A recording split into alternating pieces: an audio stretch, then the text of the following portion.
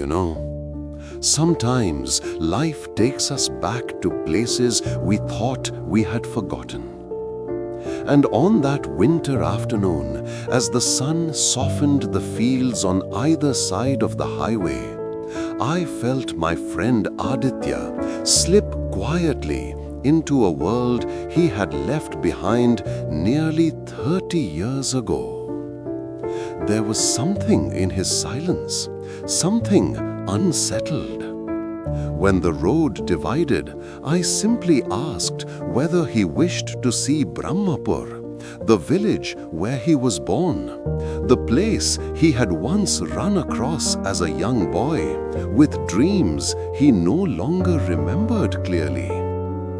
He hesitated, smiled faintly, and said, "Visiting old memories often hurts more than it heals." But still, he wished to taste tea at the small roadside shop of Nagin uncle, if it still stood there. Just a cup of tea, and perhaps a taste of who he used to be.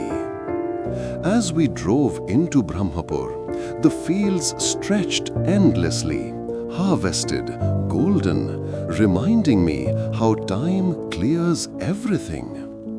Yet some memories have a way of surviving beneath the soil, waiting for a touch.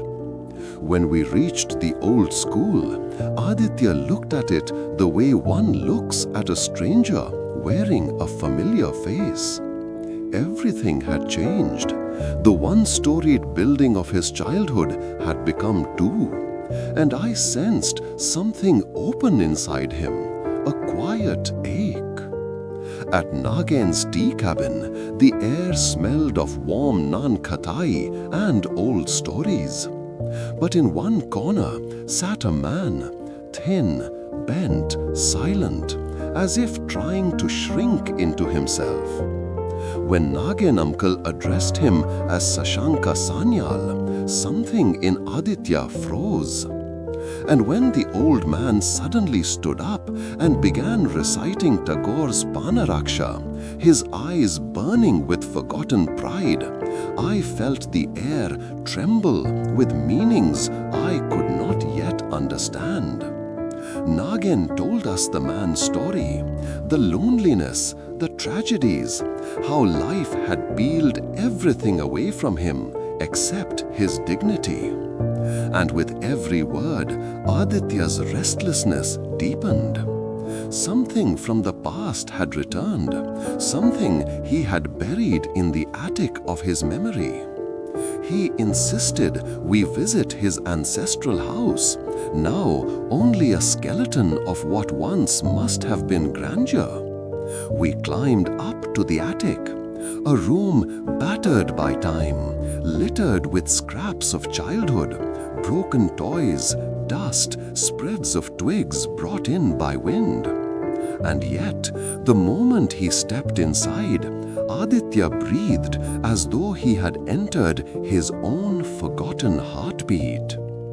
Without a word, he climbed onto an old wooden box, reached deep inside a ventilator, disturbing a sparrow's nest, and pulled out a small object wrapped in years of dust. He didn't tell me what it was, but I saw relief wash over him, the kind that comes only when a long-hidden truth finally rises to the surface. Only when we met Sashanka Sanyal again did the truth unfold, and it unfolded quietly. Aditya, once the privileged child, once the boy who could not beat Sanyal in studies, had stolen something precious, a silver medal awarded to Sashanka for his brilliant recitation.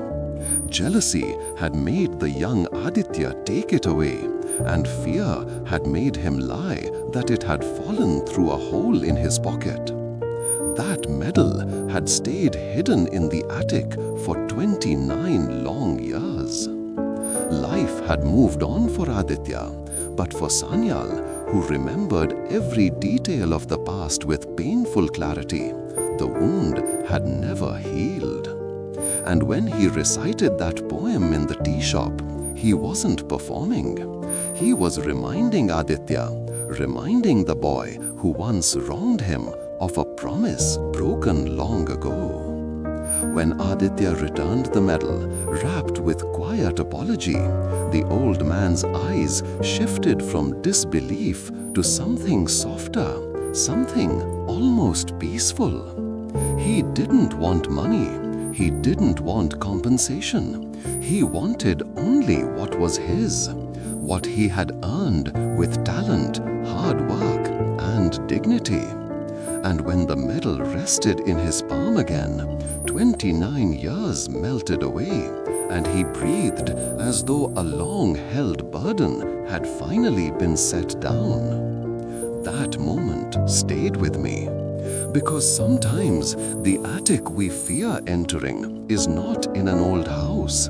It is inside us, a place where we store mistakes, guilt, childhood fears, each wrapped in silence, waiting for courage. And Aditya, a man who had everything, realized that true wealth lies not in factories, profits, or land, but in the ability to make something right, even if it is late, even if it hurts, even if it requires returning to the shadows of the past. As we walked back to the car, I felt a quiet transformation in him. Not dramatic, just a gentle human shift, the kind that happens when a person finally forgives themselves by asking forgiveness from another. Sometimes correcting an old mistake is the most beautiful journey one can take. And that winter evening in Brahmapur, I watched my friend become lighter, freer, almost as if the boy he once was stepped out of that attic with him, finally unburdened.